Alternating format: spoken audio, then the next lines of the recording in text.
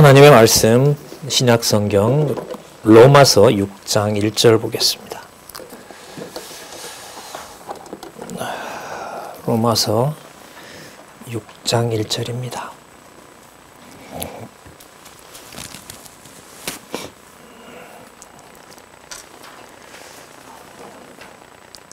제가 읽겠습니다. 그런즉 우리가 무슨 말하리요? 은혜를 더하게 하려고 죄에 거하겠느냐? 그럴 수 없느니라. 죄에 대하여 죽은 우리가 어찌 그 가운데 더 살리요?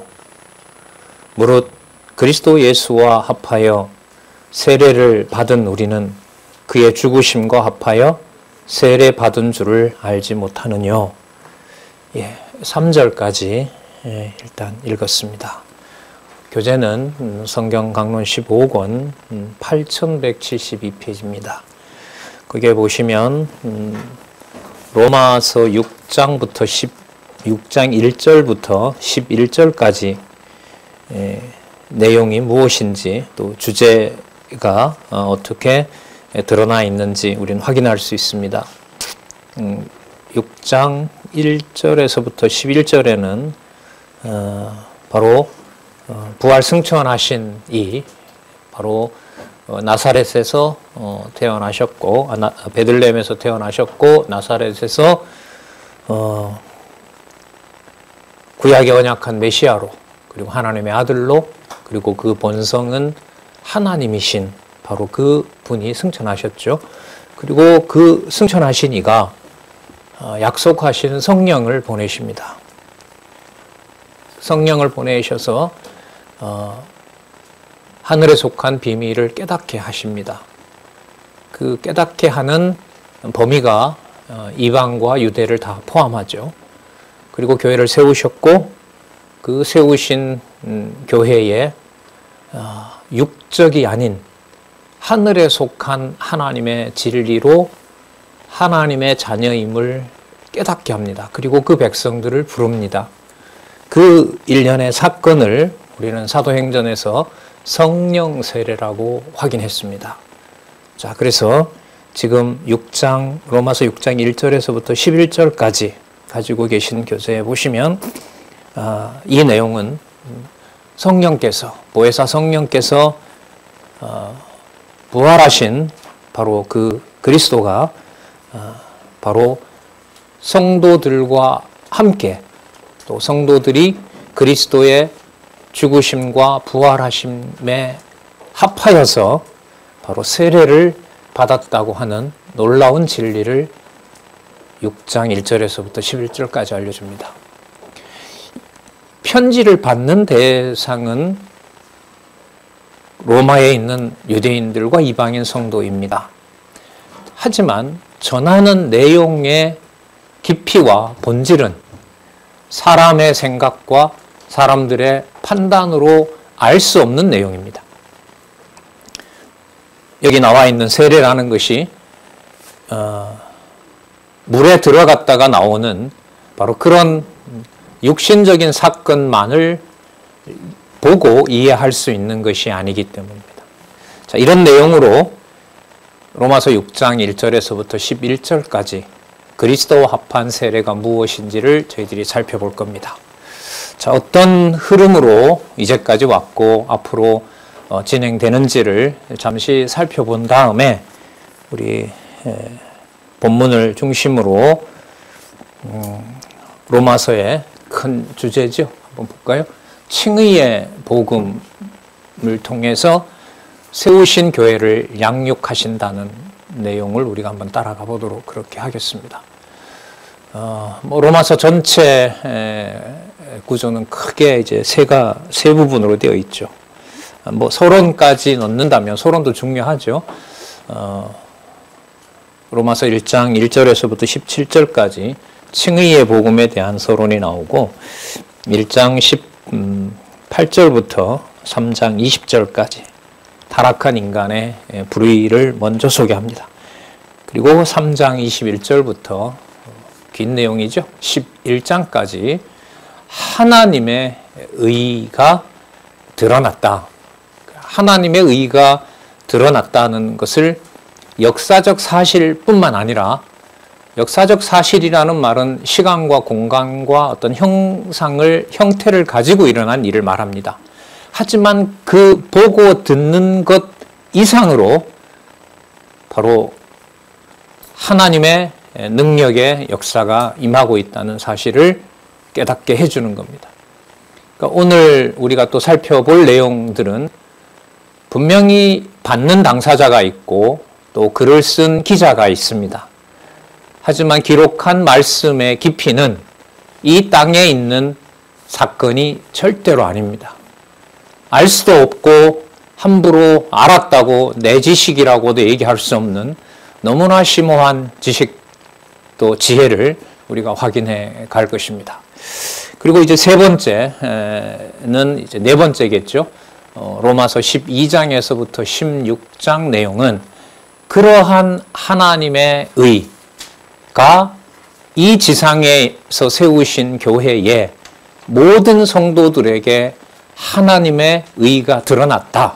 그러면 그 하나님의 의가 드러난 결과가 무엇인지를 성도들과의 관계, 교회죠. 교회의 지체들과의 관계를 통해서 하나님의 의가 무엇인지를 확증해 주는 겁니다. 그러니까 3장 21절부터 11장까지 나타난 하나님의 의의 실현은 하나님을 사랑하고 내 이웃을 내 몸과 같이 사랑하라고 하는 것이 율법의 근본 원리라고 예수님이 요약을 해주셨잖아요. 그게 그대로 드러난다고 보시면 됩니다. 그게 바로 12장에서부터 16장까지 신령한 예배생활, 성도들과의 관계에서 드러나는 하나님의 의가 무엇인지 예수 그리스도의 이름으로 교회를 양육시키는 내용에서 이것을 확증해 주시는 겁니다. 그러니까 어디까지 이론이고 어디까지 실천이고 이런 맥락이 아니에요. 예? 자, 주로 3장 21절부터 11장까지 논리적인 흐름으로 거의 진행이 되지만은 그게 단순한 이론이 아닙니다. 단순한 이론이 아니라는 말은 이 세상에 속한 기준과 법으로는 이해할 수가 없기 때문에 유대인도 이해하지 못했는데 상관도 없는 이방인이 바로 이 법을 어떻게 세상의 기준으로 할 수가 있겠습니까? 요즘 강조를 하지만 기록한 말씀을 그러나 그대로 따라가고 확인하지 않으면 세상 기준으로 하나님의 말씀을 왜곡하는 일이 벌어지는 겁니다. 그래서 우리가 긴장을 많이 하고 기대하고 기도하는 간절한 기도를 하는 마음으로 깨닫게 해주시기를 간구하면서 여러분들과 제가 말씀을 대하고 있는 겁니다. 조금 더 들어가서 보면은요, 3장 21절에서부터 5장 11절까지 하나님의 의가 분명히 드러났다, 계시되었다, 이 역사 속에서 확증되었다는 사실을 알려줍니다. 바로 예수 그리스도 사건을 통해서 설명을 하죠. 그렇다면 그 드러난 성취한 실현된 하나님의 의는 어떤 성질을 가지고 있느냐? 이때 성질은 바로 하늘에 속한 성질이겠죠. 우리가 방학하기 전에 좀 많이 강조했던 내용이 아마 기억이 나실 건데요. 요한복음의 그리스도의 신성을 말하면서 물이 포도주 되는, 그 이전에 또 있었죠. 말씀이 육신이 되는 거, 물이 포도주 되는 거, 소경이 보는 거, 그리고 죽은 몸이 살아나는 거. 그러니까 이 땅에 역사적으로 일어난 사건이지만 그 사건을 그리스도께서는 하나님에게 속한 그 본성이 하나님이심을 확증하는 데서는 눈으로 보이고 손으로 만질 수 있는 그 모든 것들의 본질은 어디에 속한 것이냐면 하늘에 속한 것입니다. 그 일을 성령께서 오셔서 유대인과 이방인들에게 적용하시면서 하나님의 백성들을 하나님이 태어나게 한다는 내 자녀라는 것을 성령을 통해서 확증을 해 주시죠. 자, 그 내용을 우리가 5장 12절에서부터 7장까지 아주 논리적입니다. 이 순서는 성경에 바탕을 둔 순서이기 때문에 1, 2, 3, 4, 5번까지 있죠. 이게 그대로 논리적입니다. 논리적이라는 말은 그러므로입니다. 이 내용도 마찬가지겠죠? 그러므로입니다. 중간에 가다가 이렇게 되는구나. 그러니까 이렇게 계속 이어지는 겁니다. 본문도 마찬가지입니다. 자, 그러면 우리 6장 1절에서부터 살펴보도록 그렇게 하겠습니다. 6장 1절에서부터 3절에 보면 죄에 대해서 죽었는데 그래서 예수 그리스도의 죽음과 세례를 합하 그리스도와 함께 죽는 바로 그 세례에 함께 우리가 속했는데 어떻게 죄를 지을 수가 있느냐라는 거죠. 그러니까 은혜에 거하려고 죄를 더 짓자 이 말은 아직 자신이 말이 되는 것 같지만 자기가 어디에 있지 않다는 말을 스스로 자백하는 거죠. 은혜에 있지 않다는 말을 자백하는 겁니다. 왜냐하면 은혜 아래 있다는 말은 그리스도와 더불어 죽고 그리스도와 더불어 살았다고 하는 것은 어디로부터 완전히 벗어난 거예요? 죄로부터 벗어난 건데 죄를 더 지어서 은혜가 되게 하자? 그것은 율법적인 발상이죠.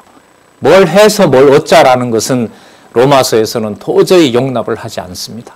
그래서 여기 칭의의 복음으로의 양육은요, 우리 교회 동역자 협회를 통해서 우리가 같이 확인한 것처럼 교회가 어떤 인간에 의해서, 인간이 만든 제도에 의해서 그 사람의 거룩성을 침범할 수 없도록 완전 차단해버리는 것이 로마서입니다. 지금 읽었던 이 말씀도 그렇게 나아갈 수가 있습니다.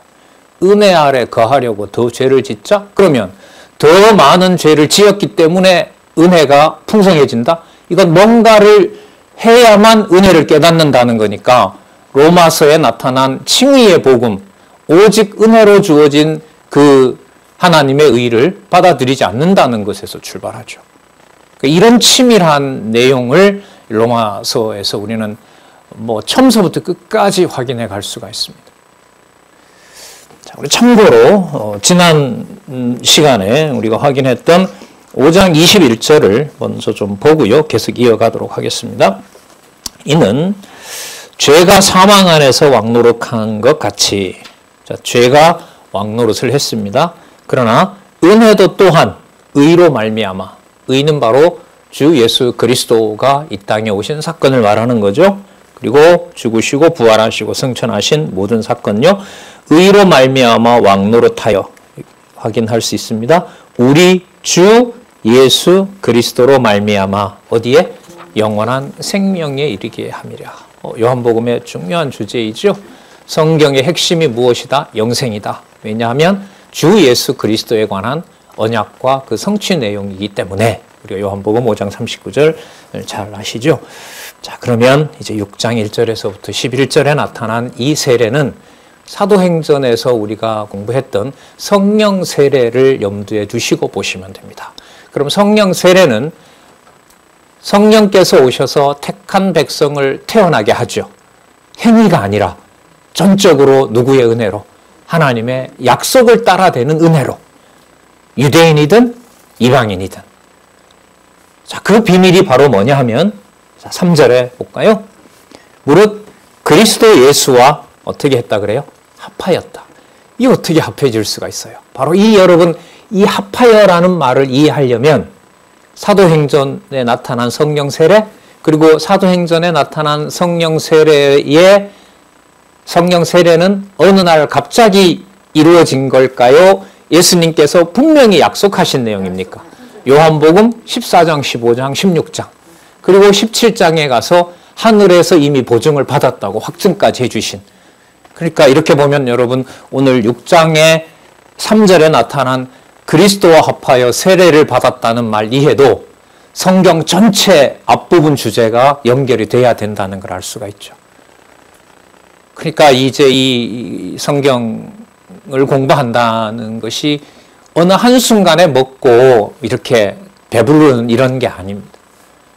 지속적으로 그야말로 태어날 때부터 할머니, 할아버지의 공고를 받으면서 자식이 결혼하고, 그리고 그 가정교회에서 하나님이 주신 여건에 따라서 인간적으로 다복할 수도 있고 인간적으로 불운할 수도 있습니다. 그 모든 여건은 하나님의 주권과 은혜 가운데 있습니다. 하나님의 백성이라면 가장 좋은 방법으로 하나님의 교회를 세우신다는 것밖에 분명한 건 없습니다. 부모 때문에, 할아버지, 할머니 덕분에 이건 접근할 수 없는 말인 거죠. 자, 어쨌든 그리스도 예수와 합하여 세례를 받았다는 이 진리를 확인하기 위해서는 육의 몸을 입고 이 땅에 오신 그리스도의 본성이 누구이시다? 하나님이시다. 신성이다. 그러면 그리스도가 약속해서 보내주신 성령이 여러분들과 저에게 내주하는 사건은 부활하신 그리스도의 능력이 여러분들과 저에게 내주하는 겁니다. 그러니까 그 성령께서 어떤 확증을 하셨냐 하면 그리스도를 처녀의 몸에서부터 뭐하게 합니까? 잉태하고 처녀의 몸에서 잉태하고 태어나게 했다는 말은 하나님의 자녀라는 뜻입니다. 그리고 그리스도는 그 본성이 요한복음에 오면 하나님이시라는 거죠. 그래서 그리스도가 약속하신 성령은 여러분들과 저 안에 내주하지만 여러분들과 제 몸 안에 갇혀 있는 게 아닙니다. 사지백체 수억 개의 신경세포가 물질적으로 AI가 분석해서 내 몸을 통제할 수 있을런지는 몰라도 내 몸을 다 읽어낼 수 있을런지는 몰라도 창세전 하나님의 자녀의 비밀은 AI가 모릅니다. 이런 건 할 수 있겠죠. 제가 이렇게 얘기해 놓은 데이터를 AI가 가지고 있고 또 성경을 다 입력해 놓으면 그것과 비교해서 당신이 하나님의 자녀인 것을 이렇게 증명할 수는 있습니다 하더라도 여러분들과 제가 진리 안에서 교제하는 방식으로는 기계하고는 할 수는 없습니다. 그러나 앞으로 그 기계가 인간의 감정까지 습득해서 사람과 기계의 경계를 없앤다는 것이 한 달여 전에 지금 세계에 몰아치고 있는 바로 채팅 프로그램. 예. 여러분 이번에 제가 사설에서 놀라가지고 적을 수밖에 없었거든요. 이번 신문 나오면 사설 보시고 한번 사이트들 찾아보세요. 몸에 소름이 돋는다고 하시더라고요. 이 로마서 주석을 쓰신 이 원로께서는. 그런 세상이에요. 죽은 사람을 이 시간에 여기에 여러분 그대로 영상으로 불러내서 같이 노래한다고 생각해 보세요. 돌아가신 어머니를 제가 자료를 주고 동영상 자료를 주고 그분의 생을 딱 얘기를 해주고 여기에서 이제 영상으로 형체를 3D로 입체적으로 만들어서 대화하고 글쎄요 이런 시대입니다. 자, 무슨 뜻이냐 하면 뭐 흥미롭다는 걸 말씀드리기 위한 것이 아니라 성령 하나님께서 진리의 말씀에 대한 명확한 깨달음을 주지 않으면 도저히 진리와 비진리, 현실과 비현실, 거짓과 진리가 무엇인지 살 수 없는 시대에 있습니다. 그래서 더더욱 뭐가 중요해요? 데이터 정보를 가지고 있는 AI보다는 거기에 도움은 받을 수 있을런지는 몰라도 기록한 말씀을 따라가게 하시는 성령 하나님의 은총이 반드시 필요합니다.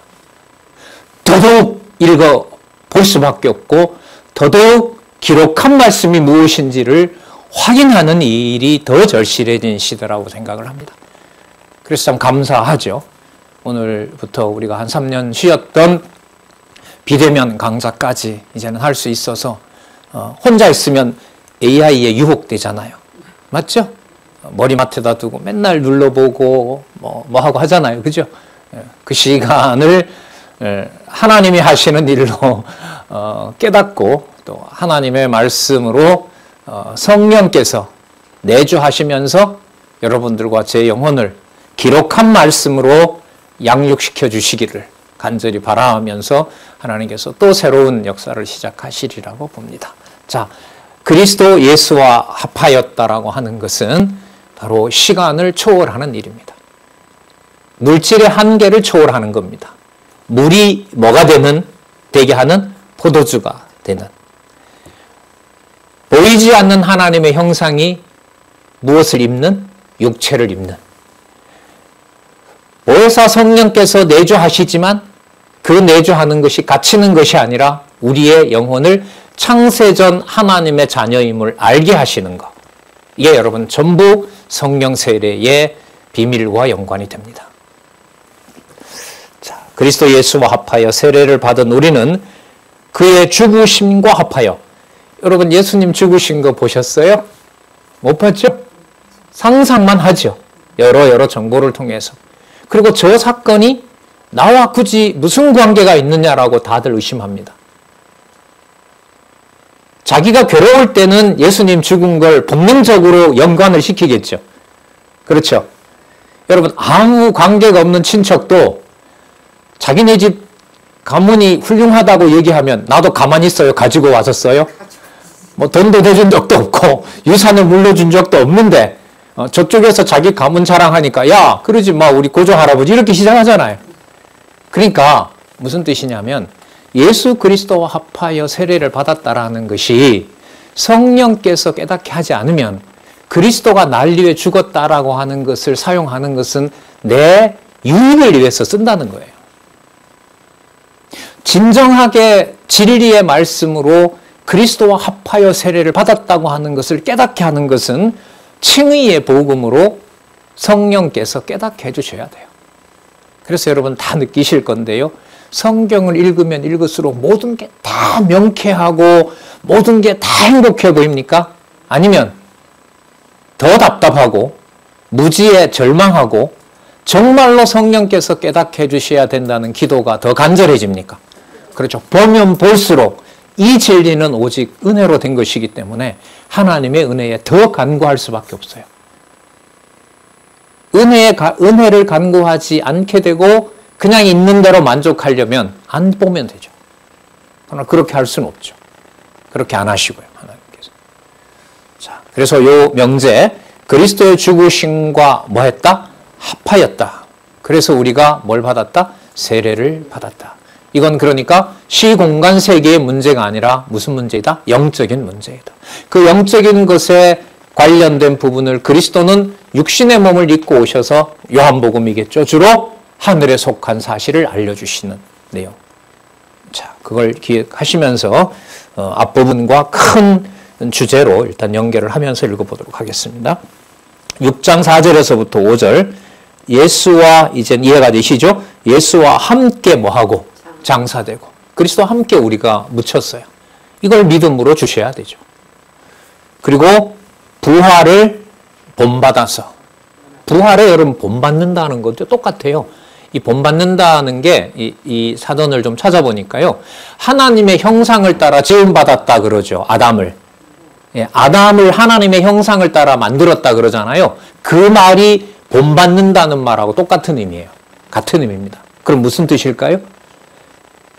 보지 않았던 아담의 후손으로 우리 자신을 믿는 것처럼 2000년 전에 그리스도가 부활했을 때 그 장면, 그 사건에 내가 어떻게 있다? 함께 있다는 겁니다. 여러분 이걸 어떻게 계산하고 AI가 증명해줘서 되는 문제겠어요? 정보는 줄런지 모르죠. 성령께서 라는 주어로 돌아올 수밖에 없어요. 로마서는. 모든 진리의 말씀처럼 자, 부활을 본받아서 뭐한 자가 되었다? 연합한 자가 되었다. 이 사실을 알려줍니다. 자, 그러므로라는 말은 그리스도의 죽으심과 합하여 세례를 받았다는 거죠. 그러므로 우리가 그의 죽으심과 합하여 세례를 받음으로 그와 함께 장사도 되고 또 그 결과 이는 누구의 영광으로 말미암아? 아버지의 영광으로 말미암아.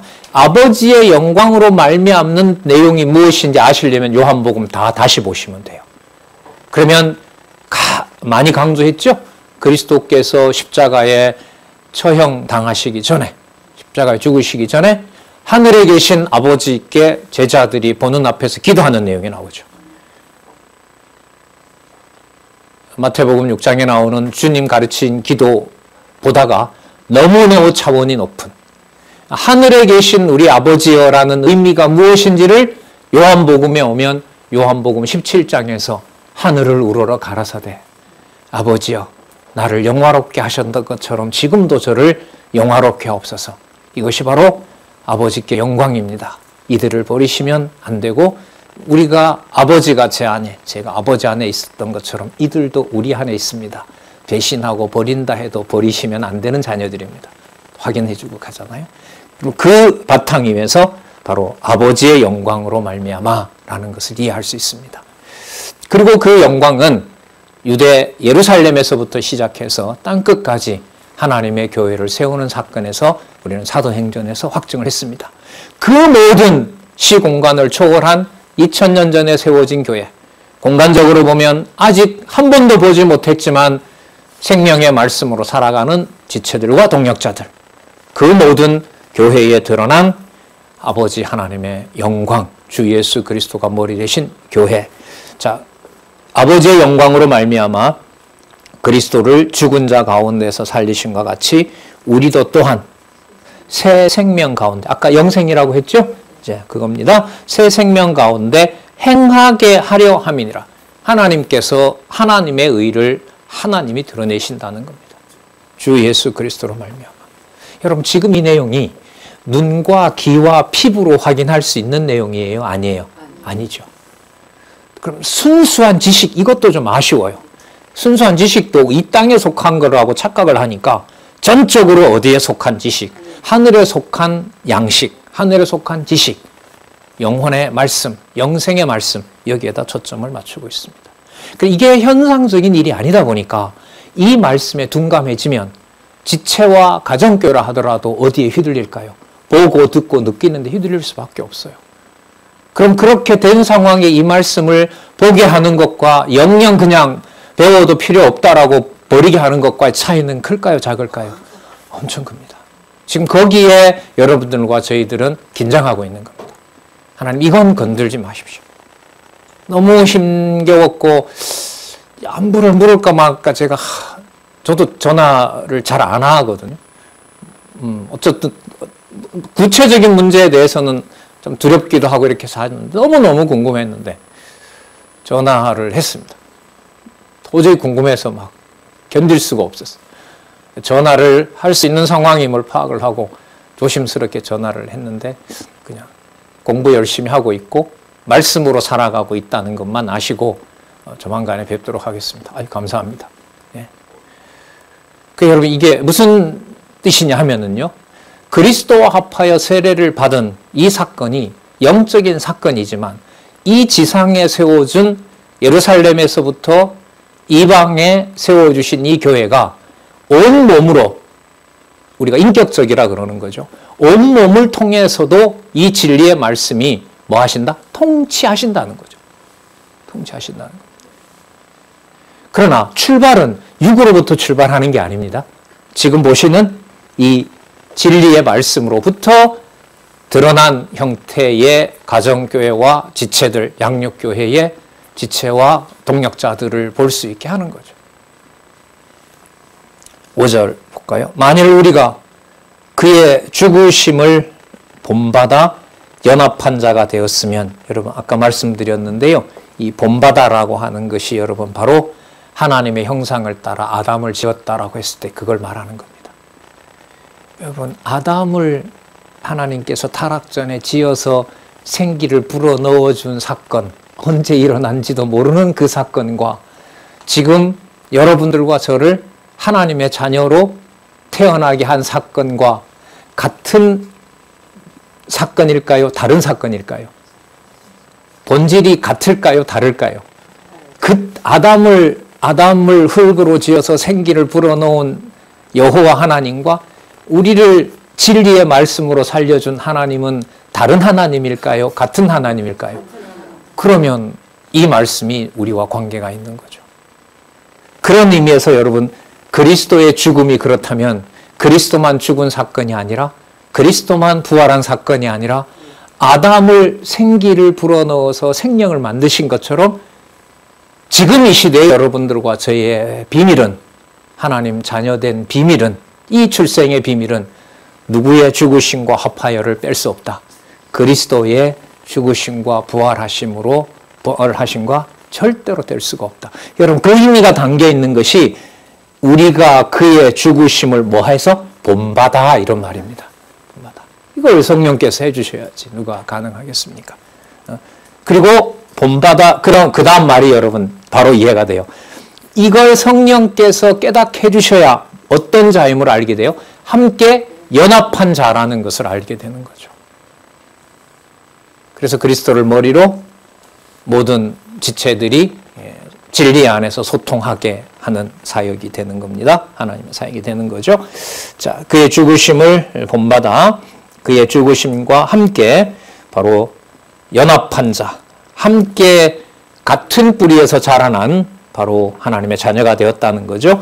연합한 자가 되었으면 또한 무엇도 죽으심과 함께 했다면 무엇과도 그 부활도 마찬가지죠. 그 부활을 뭐하여? 본받아 이런 말입니다. 아담에게 생기를 부어 넣어주신 것처럼 우리에게도 그리스도를 살리신 것처럼 우리에게도 생기를 불어 넣어주사 말이죠. 그럼 본받는다는 게 내가 본받는다는 겁니까? 하나님께서 자기 자녀로 그리스도와 그 본질이 같은 하나님 자녀로 하나님이 합해 주셨다는 겁니까? 하나님께서 합해 주셨다는 거죠. 그의 부활을 뭐하여? 본받아 연합한 자. 본받아 연합한 자. 이거는 시간과 공간을 초월하는 성령의 사역입니다. 성령 세례라고 아까 말씀을 드렸죠. 여러분, 이렇게 논리적으로 설명을 해도 논리적으로 명쾌하면 동시에 제 믿음이 될까요? 이 시공간을 초월하는 이 신비한 말씀을 성령께서 인도해 주시고 깨닫게 해 주셔야 될까요? 그래서 보면 볼수록 간절함이 커진다는 겁니다. 그래서 깨달은 우리 성경신학을 공부하는 여러분들과 제가 깨달은 말씀을 내 것이라고 주장할 수가 없고 자랑할 수가 없는 겁니다. 더 두렵고 더 떨리는 거죠. 그걸 여러분 성경에서는 이 맥락이 살아납니다. 사도 바울의 많은 글에서 경외케 한다라는 말입니다. 경외케가 여러분 뭐 지옥 갈까 봐 두려워 떠는 게 아닙니다. 그러니까 확신이 오면 올수록 확신을 주시면 주실수록 그 확신은 전적으로 누구와 살아계심이 분명해져야 돼요. 하나님이 살아계신 것이 더 분명하게 해줘야 돼요. 깨닫게 해주셔야 돼요. 그래서 그걸 우리는 여호와 계시라 그럽니다. 그러니까 결국은 하나님 살아계신 것이 확정이 됐을 때 내가 하나님의 자녀로 영생을 가지고 있다는 게 확보가 되거든요. 네. 여기에 이제 그 진리의 가치를 세속적인 것에 이제 매몰시켜 버리면 그게 무슨 필요가 있느냐라고 이제 금방 추락하게 되는 거겠죠. 또 하나님의 자녀는 보이지는 않죠. 유대 성당이 다 유대 예루살렘 성전이 아시는 것처럼 다 불에 한두 번 탔습니까? 예. 자, 보겠습니다.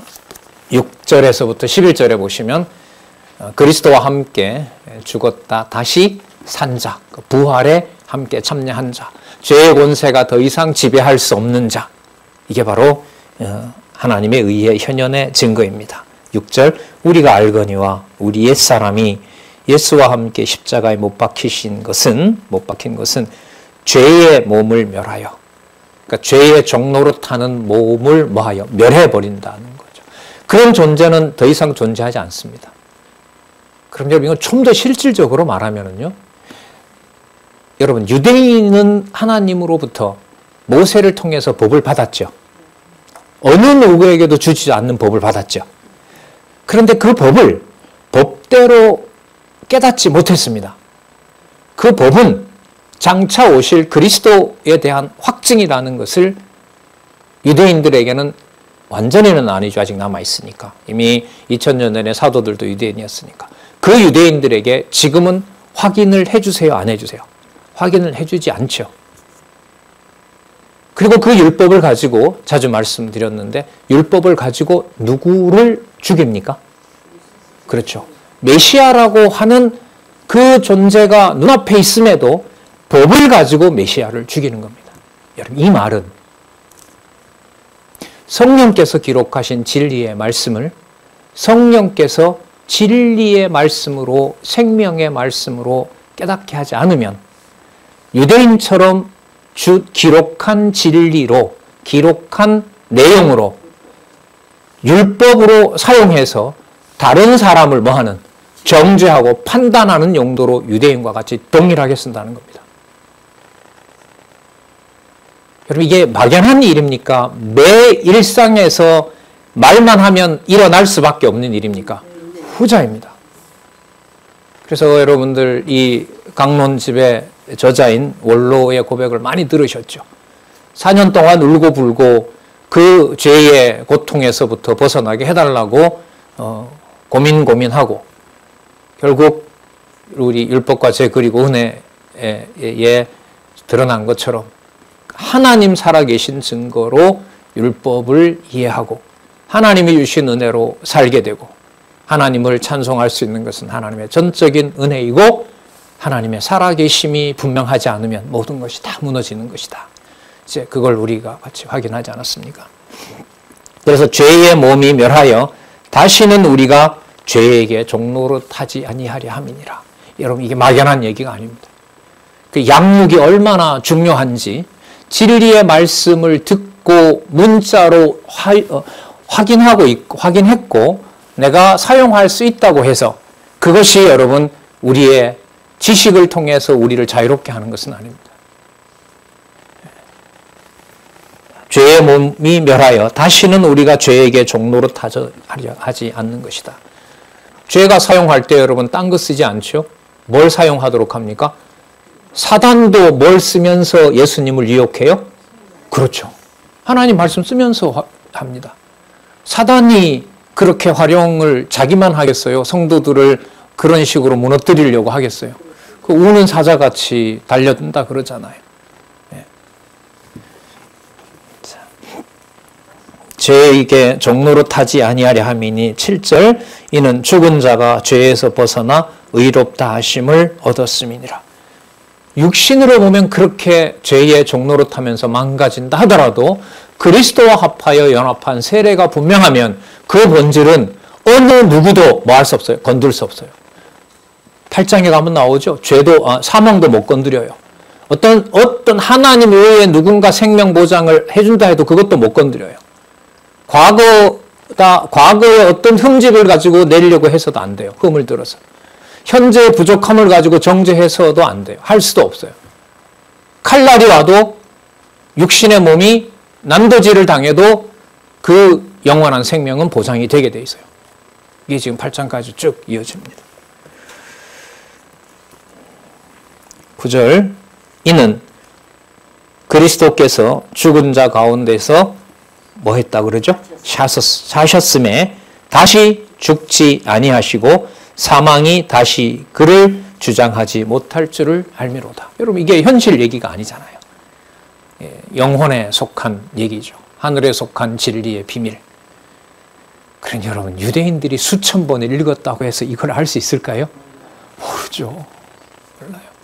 그러니까 그리스도가 빨리 가고 싶어 했던 이유가 있어요. 이걸 보면 하루라도 빨리 가야, 자 인간적인 얘기입니다. 하루라도 빨리 가야 하루라도 누가 빨리 오니까. 그렇죠.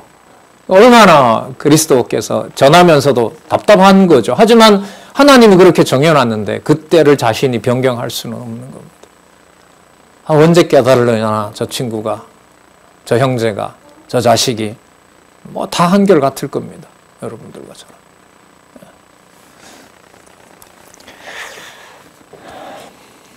다시 죽지 아니하시고 사망이 다시 그를 주장하지 못할 줄을 알미로다. 10절 그의 죽으심은 죄에 대하여 단번에 죽으심이요. 한꺼번에 시공간을 초월해서 다 끝을 냈다는 겁니다. 그러니까 율법이 요구하는 바를 다 이루신 거죠. 그리스도가. 다 이루시고 사단은 그리스도의 몸을 죽임으로 이 지상의 일을 끝냈다고 할 수 있겠죠. 그렇게 착각을 했겠죠. 아담을 뭐함으로? 타락시킴으로 하나님의 언약이 끝났다고 여기는 것처럼. 하지만 그 일은 하나님의 은혜가 은혜되도록 하는 놀라운 하나님의 은총의 섭리 역사로 들어오게 되는 겁니다. 죄에 대하여 단번에 죽으심이요 그의 살으심은 하나님께 대하여 살으심이니 이와 같이 너희도 너희 자신을 죄에 대하여는 뭐한 자요? 죽은 자요. 죄에 대하여 죽은 자인 겁니다. 죄가 우리를 지배할 수가 없습니다. 하나님을 아는 하나님의 자녀된 권세를 죄가 침범할 수가 없어요. 그 침범하는 일이 어떻게 벌어지느냐? 유대인들처럼 율법을 내 욕심의 용도대로 명령으로 쓰게 되면 그게 바로 율법을 통하여 하나님 자녀된 권세를 훼손하는 겁니다. 죄에 대하여 죽은 자요 그리스도 예수 안에서 하나님을 대하여는 어떤 자로? 산자로 여길지니라. 여러분, 이 산자라는 말이 어디에 나올까요? 여러분 혹시 산자의 의미라고 들어보셨어요? 누가 누구에게 한 말이죠? 아담이 타락 전에 타락 후에. 타락 후에 뭐 할 때? 쫓겨나서. 타락 후에 쫓겨나면서 이 못된 여자야라고 하지 않아요. 이미 하나님이 우리가 일반적으로 저주라고 하는데 저주가 아니라 언약을 확인해 준 내용을 듣고 난 다음에 아담이 하와에게 한 얘기죠. 여호와 하나님께서 하와에게 그랬죠. 나중에 보면 남편을 사모한다는 말도 나오고 해산을 하긴 하는데 뭐가 따르고 수고와 고통이 따르고 이런 걸 하잖아요. 그러니까 그 자손 언약에 대해서 하와에게 해준 언약을 아담이 들었죠. 들어보니 자손 언약을 없애버린 것이 아니라 하나님의 은총에 더 의존하도록 한 저주 아닌 복이 유지된다는 얘기를 들은 거죠. 그런 아담이 하와 보고 이 어떤 여자야라고 얘기할 수가 없죠. 하나님의 언약을 확인한 아담으로서는 하와를 무슨 의미? 네, 산자의 의미라. 네, 산자의 의미라. 그럼 이게 바로 실체적인 언약. 우리 성경신학의 신학 용어로 말하면 아담에게 세우신 3대 언약을 실체적으로 이제 누구도 들어오게, 유대인뿐만 아니라 누구도 이방도 들어와서 하나님이 태어나게 한 자녀, 바로 그런 산자로 여러분들과 저를 지금 소개하고 있는 겁니다. 이건 유대인들도 깨닫게 하지 않으면 이거 못 깨달아요. 이런 해석을 어떻게 할 수가 있어요? 도저히 할 수가 없어요. 그래서 그리스도의 그 행적을 보시면 아시겠지만 요한복음 같은 경우에 아브라함보다 먼저 있었다 그런 얘기 했을 때 유대인들이 참아요? 못 참아요? 못 참죠. 돌 들고 다들 죽이려고 하잖아요. 이 말은 어디에 속한 진리가 아니라는 거죠. 그게 땅에 속한 진리가 아니라는 겁니다. 자, 너희 자신을 죄에 대하여 죽은 자요 그리스도 예수 안에서 하나님에 대하여는 어떤 자? 산자로 여길지니라. 아까 영원한 생명이 이미 나왔었죠. 영원한 생명을 그리스도 안에서 함께 그의 죽으심과 부활하심으로 합하여서 우리가 세례받은 자.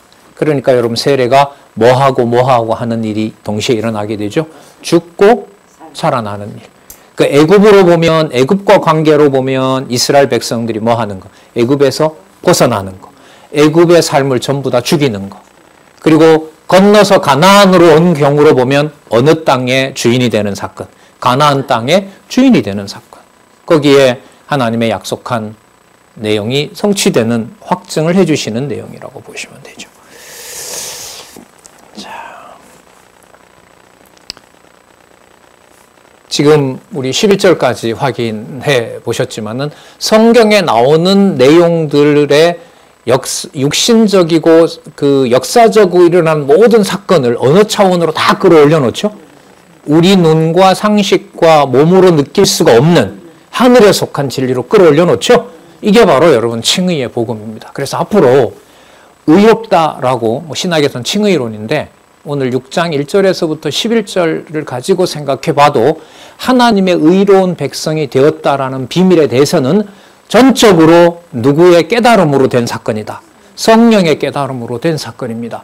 거기에 대해서 육신이 연약하여 종노릇하고 육신의 연약함 때문에 몹쓸 짓, 만인의 지탄을 받아야 되는 일이 있다 하더라도 하나님께서 그리스도를 통하여 그리스도와 합하여 세례받게 한 이 사건은 절대로 뭐 할 수가 없다. 무시할 수가 없다.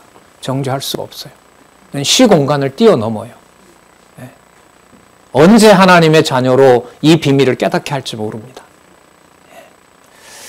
자, 이 무게는 이쯤에서도 맞춰도 참 아쉬움이 없을 것 같은데 이 내용이 여러분 16장까지 쫙 흘러간다고 생각을 해보세요. 이렇게 시작해도 심오한데 이게 여러분 하늘에 속한 야곱을 사다리로 끌어올려서 하늘에 속한 하나님의 언약을 확인해 준 것과 비교를 한다면 이제 다음에 나타난 내용들도 더 이제 심오한 차원으로 하나님의 살아계심과 그리스도의 교회를 어떻게 양육해 가시는지 그 지혜를 우리에게 주리라 봅니다. 예, 서론 겸해서 우리 좀 잠시 좀 길게 여러 가지로 말씀을 드렸습니다. 우리 잠시 쉬시고요.